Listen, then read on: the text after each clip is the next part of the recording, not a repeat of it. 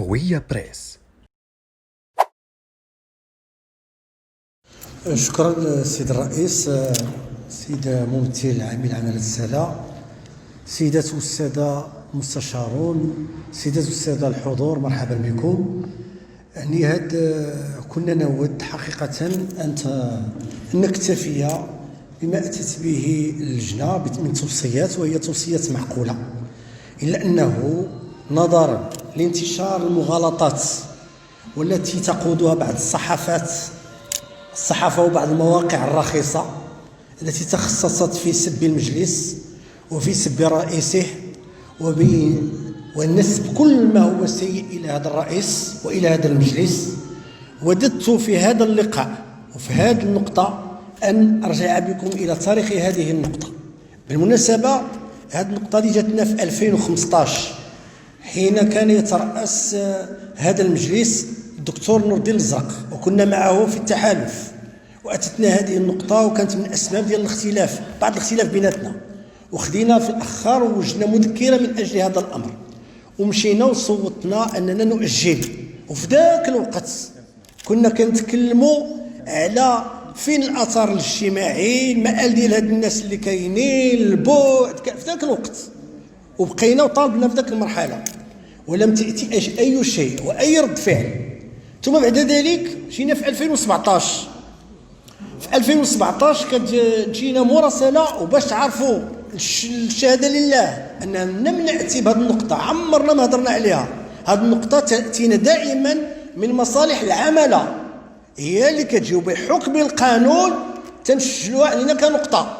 ففي 2017 جاتنا هذه النقطة، وكتقولنا بأن طبيعة ديك الساعة كنا كنتكلموا على السوق غيكون في تمسنا، فرفضنا بشي عاوتاني، قلنا طلبنا التوضيحات، المآل، الأثر الاجتماعي، المالي، الأمور كلها، ووصينا هذا الشيء.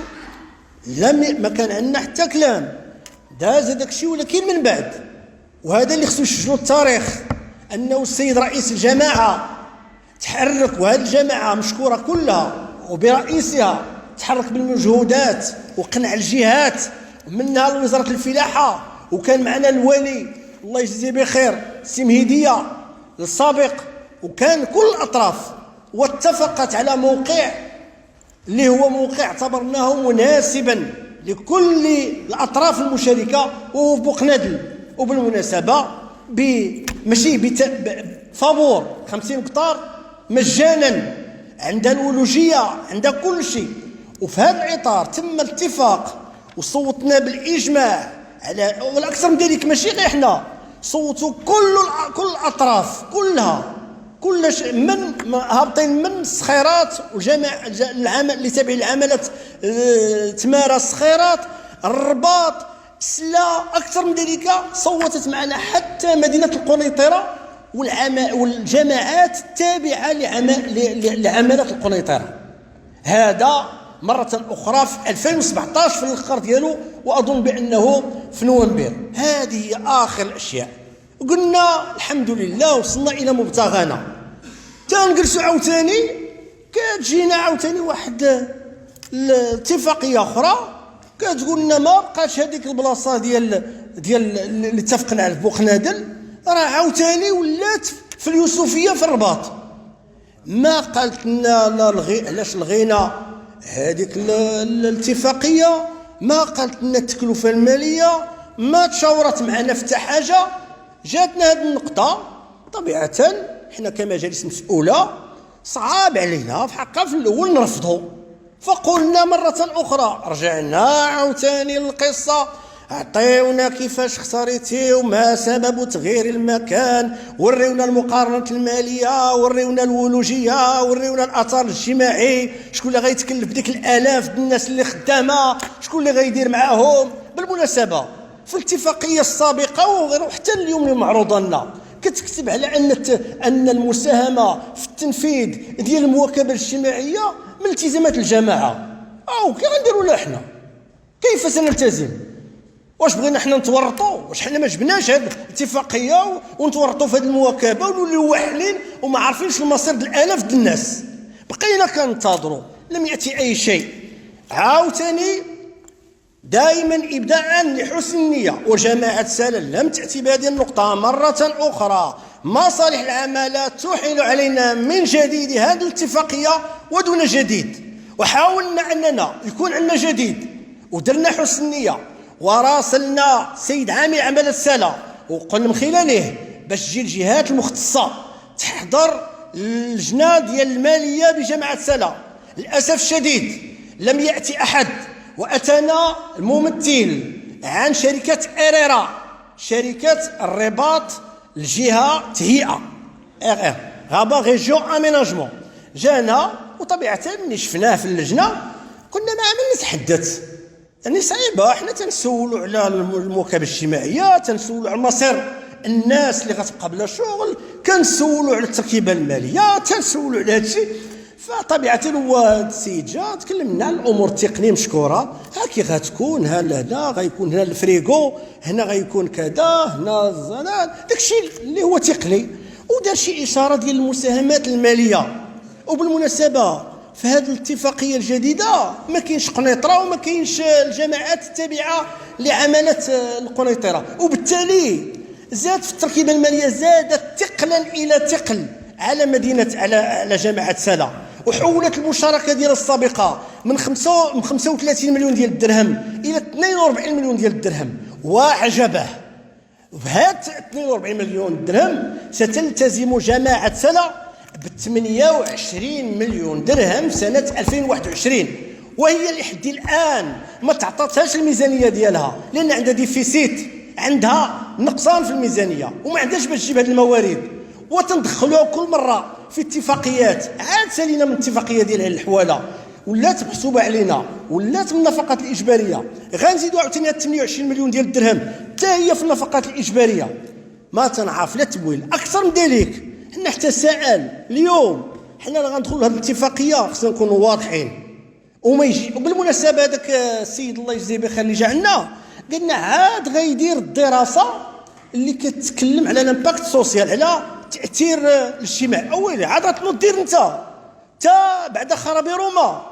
اليوم خاصنا ما نتحركوش حتى نكونوا عارفين الاثر الاجتماعي.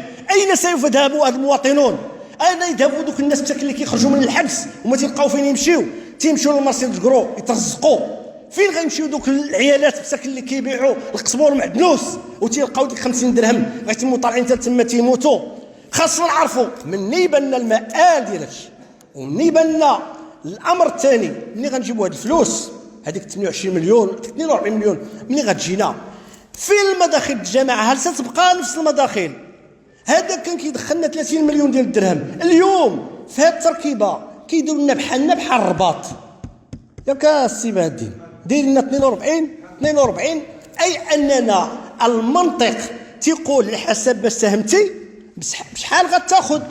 اذا غنوليو ناخذوا حنا كمدينه مليونيه، غنبقاو ناخذوا نفس المداخيل اللي كتاخذها مدينه ديال الرباط اللي عندها 600 الف ساكنه ما كاملاش.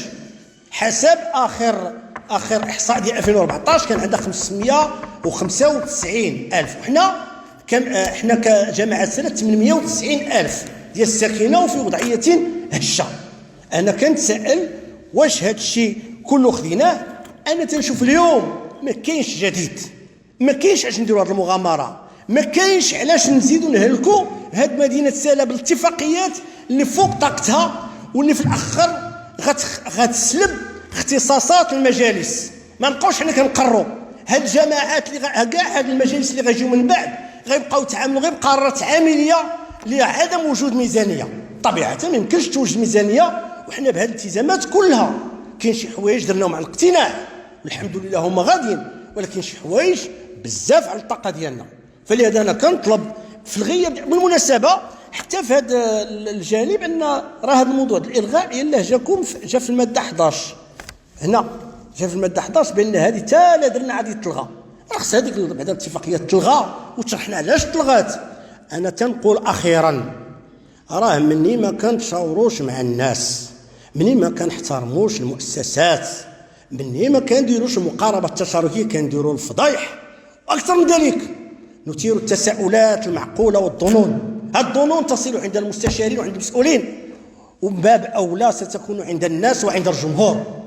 كيفاش هاد الناس كانت التكلفة بكداشي ولات دوبلات، كيفاش مشينا لواحد التيران سخفان عاد خصنا نصايبوه، كيفاش تعطات لواحد الشركة هي بعينها هي اللي تصايب. واش كانت شي منافسة مع ناس اخرين؟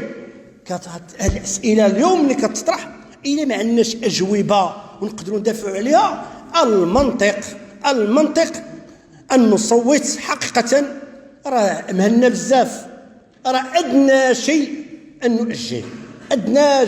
نؤجل، وإلا راه عطينا الوقت الكافي. راه من 2015 وحنا كناديو على الأثر الاجتماعي ولم يصلنا أي شيء، ولم تصلنا أي دراسة. إذن أظن بأن الأمر واضح والمسؤوليات واضحة. جماعة سلا عمرها ما جابت هذه النقطة. جماعة سلا النهار اللي تحركات وخدمات هي اللي مشات برئيسها، مشات دافعات وطرقات البيبان، هي اللي جابت المارشي الكرو البوقنادل والسلا. من غير هذا الشيء وتمسك به لحد الان، ومن غير هذا الشيء راه كله كيجينا عن طريق هذه النقاط، كتجينا قانونا عن طريق العماله، فخاصنا بحكم القانون ندرجوها في جدول الاعمال. شكرا سيد الرئيس.